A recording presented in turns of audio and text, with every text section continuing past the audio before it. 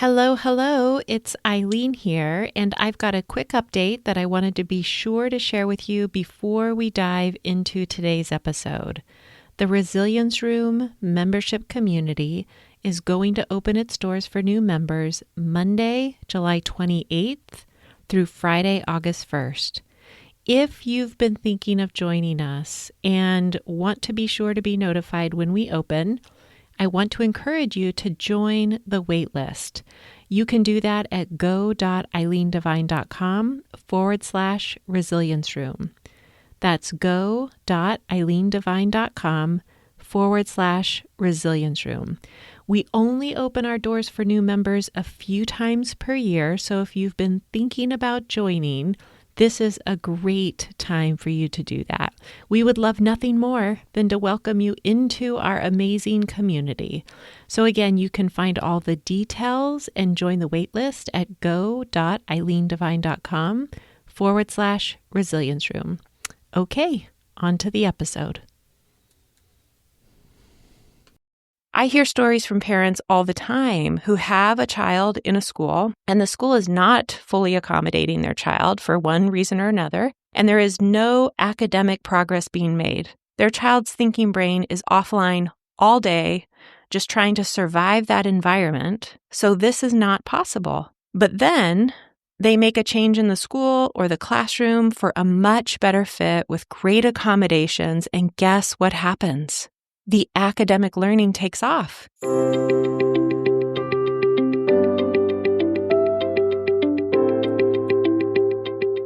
Hi there, and welcome to the Brain First Parenting Podcast. I'm your host, Eileen Devine, and I am a therapist, parent coach, and educator who supports parents that are raising children, teens, and young adults with brain-based differences and challenging behavioral symptoms. If you are a parent or caregiver of a child who has intense, confusing, relentless, or sometimes even scary behaviors, you are in the right place, and I am so glad you're here. Let's get started.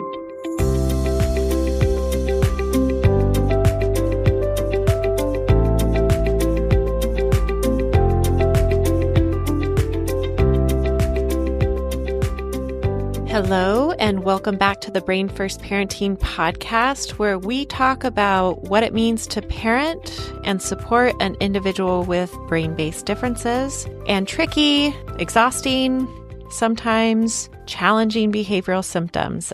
I am your host, Eileen Devine, and in today's episode, we are going to break down the ingredients that are required to help your child or your teen learn and grow. So I know this is, of course, huge for any parent of any child.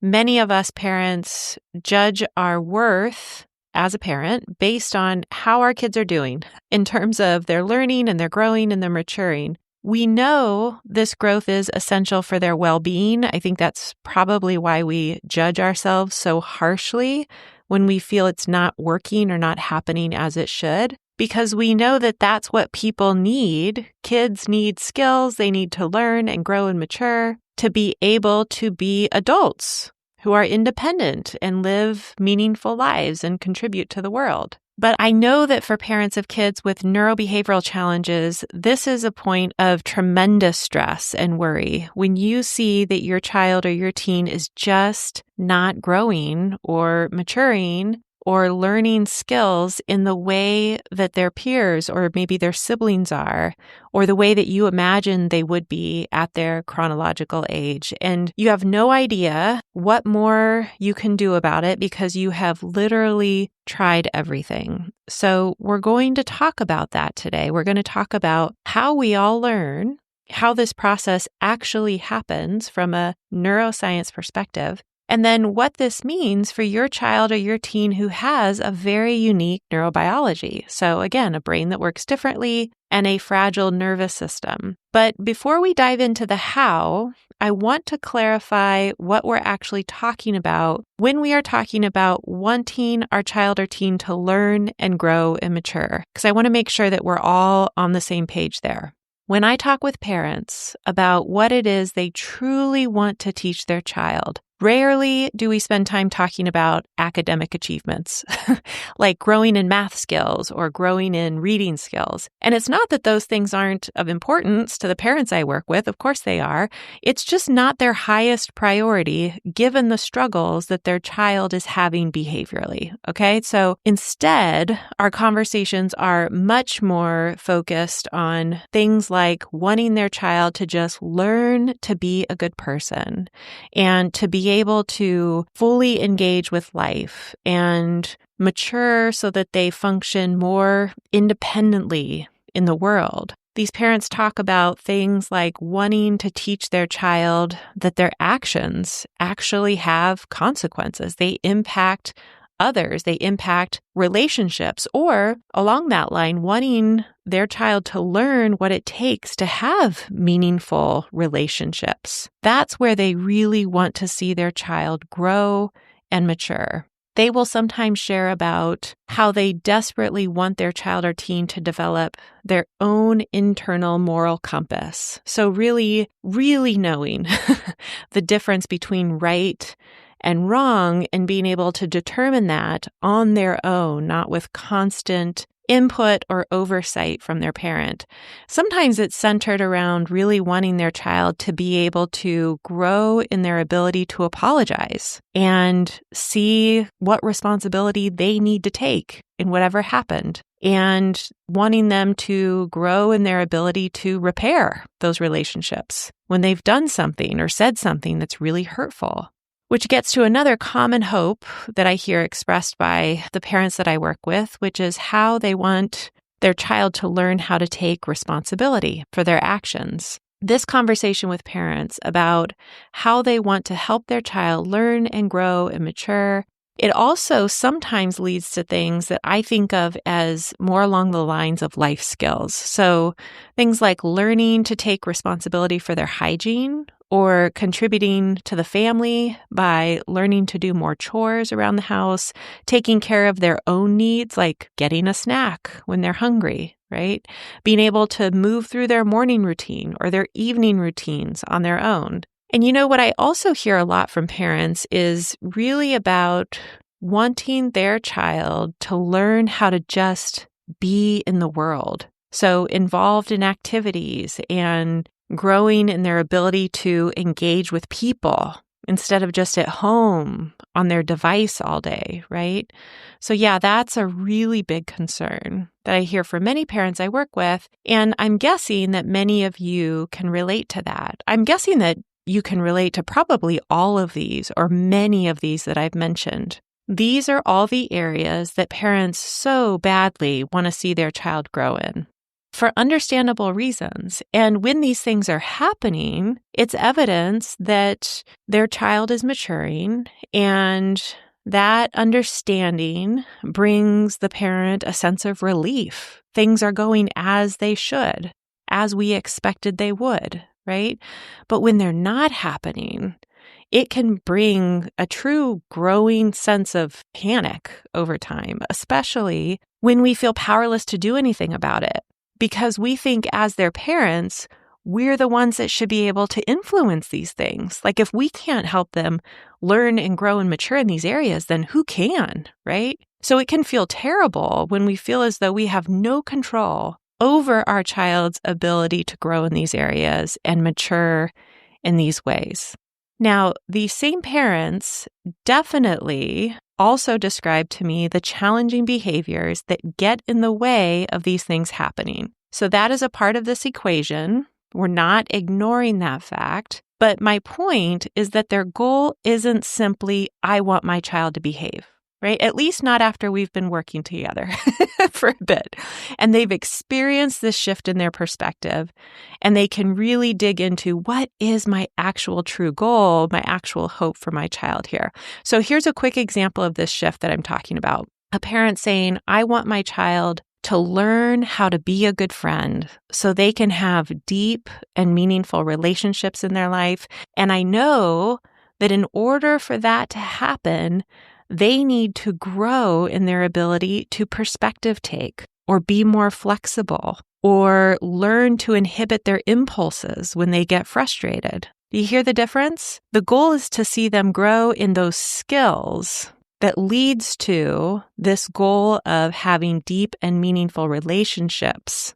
And when we recognize, okay, this child is lagging behind in those skills, that's what's leading to these repeated failed relationships, then it only makes sense that those cognitive skills is where the learning and growth needs to happen, right? That's what needs to happen in order for them to really reach this worthwhile goal that we so desperately want to see them reach.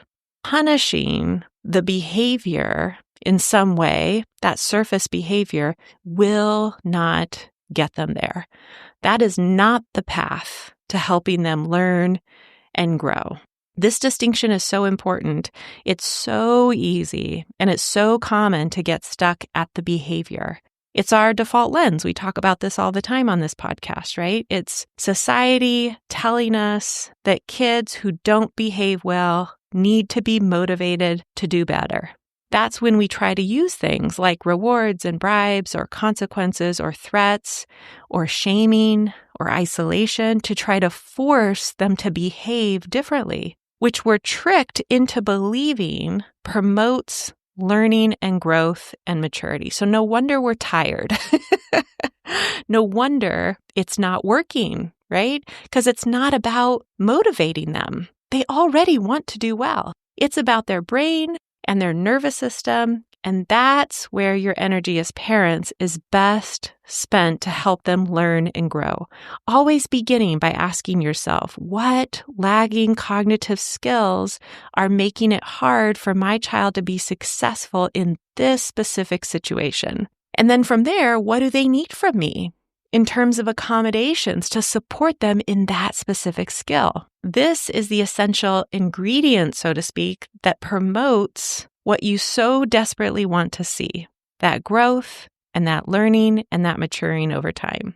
Here's the really important other piece of this that is supported by neuroscience research. If they are in a situation that requires cognitive skills that they do not have firmly established yet because of their brain-based difference, but this is not acknowledged, it's not recognized, so they are given no accommodations, then their nervous system, which is already fragile to begin with, will experience the threat of that situation. There will be overwhelm. There will be dysregulation. We will definitely see that reflected through their defensive behavioral symptoms. When they are in this protected state, their thinking brain is offline, and there is no capacity for them to learn and grow and mature. It is not possible. So this would happen to any of us if we were forced into a position of doing something that we didn't have the skills to do. And on top of this, we were told by somebody who held a lot of power in that environment that we were lazy, or we were trying to manipulate them, or that we could do better if we just tried harder, right? We'd become dysregulated. We'd have defensive behavioral symptoms that reflected our level of distress. And we would not be capable of learning and growing as long as that was the environment that we were in. So this is the human experience. It's not specific to our kids. But what is unique to our kids, and this is key, is the frequency in which they find themselves in these situations. When they're not provided with the accommodations they need and deserve throughout their entire day, their thinking brain is offline all the time. And their ability to grow and learn and mature is greatly, greatly diminished. I hear stories from parents all the time who have a child in a school, and the school is not fully accommodating their child for one reason or another, and there is no academic progress being made. Their child's thinking brain is offline all day, just trying to survive that environment, so this is not possible. But then they make a change in the school or the classroom for a much better fit with great accommodations, and guess what happens? The academic learning takes off. As a parent, I've experienced both ends of this spectrum with my own daughter, and the difference in her capacity to learn in one versus the other is night and day. So this all leads back to the original question of how you as a parent or a provider can best help that child in your life or that teenager learn and grow and mature. How can you make that goal, that process possible? The first piece is to move away from trying to control their behavior, right? And instead, work really hard to identify the lagging skills that are getting in the way of them being successful. It is such a better use of your energy to shift that focus. Once you understand that piece, then you can add in the layers of accommodations that they need. And often, as a reminder, this includes adjusting our own expectations so that they have the support they need to meet the expectation or do whatever it is that we're asking them to do, right? So if you feel some internal resistance to that suggestion, adjusting our expectations to be more in alignment with how their brain works, that's okay.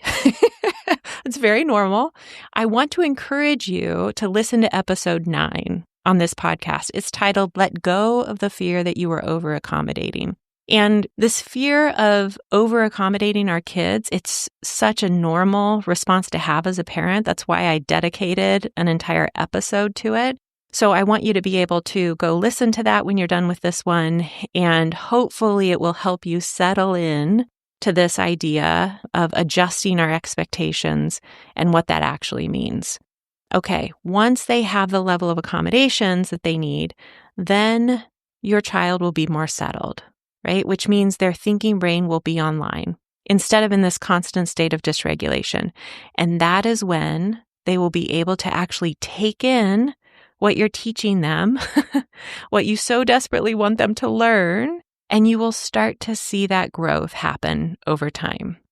Now, there's 2 other important pieces that I want to be sure to mention that are directly related to this, how to help your child learn and grow.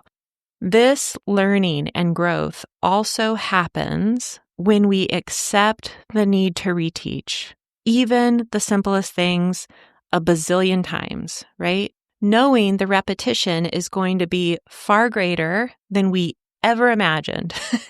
And of course, this is because of their differences, right? Because of their lagging cognitive skills.